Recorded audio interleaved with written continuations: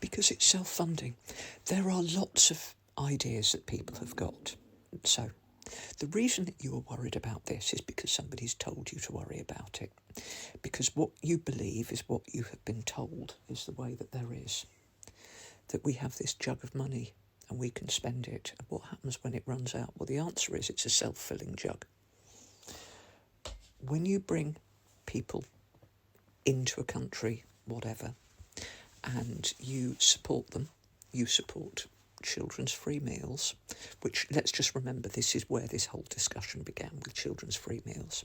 When you put money into people to support them when they are having a hard time, be they children, and we'll get to this other bit in a minute, children, or refugees, or economic migrants, or rough sleepers, when you put money into them to support them, that money then gets paid back because, for example, we have my little blob of human here, and my little blob of human is struggling badly. So I give my little blob of human somewhere safe and warm to sleep. I make sure that they have enough food in their tummy, and I make sure that they can receive an education, and I support them. And then after a period of time, my little blob of human is able, because it has had the support, to become a functioning human being. And my little blob of human will then be able to work, and they will earn money, and they will buy things with their earned money, and they will pay tax on their earnings, and every time they buy something, that tax will come back, and all the money that I put into my little blob of human will come back, and then some, and I can then put that money into another little blob of human. Because the way that we fund countries is not like you fund yourself. It's funded on something called GDP, so the more successful a country is, the more money it has available.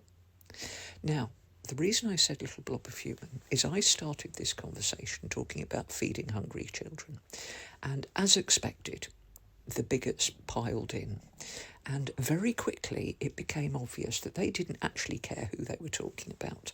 Were they talking about refugees fleeing from war-torn states, economic migrants turning up to make a better life for themselves or families, illegal immigrants on the run from whatever they're on the run from, or hungry children?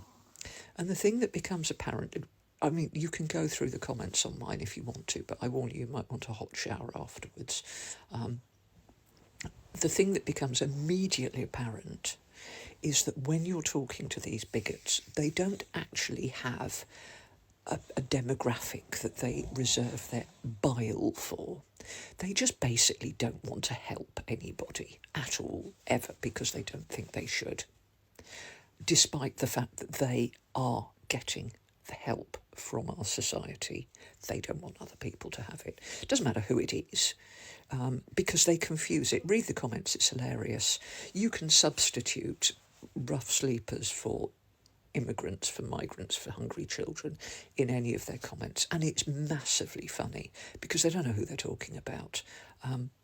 However, to those of you who are, quite frankly, I've had to block a few of them because they did make me feel a bit nauseous. I would infinitely, 100 times more, have a lovely family from Syria or Afghanistan than I would you. I'm very sorry, but I would like those people to be my neighbours and friends. I would not like you to be my neighbour and friend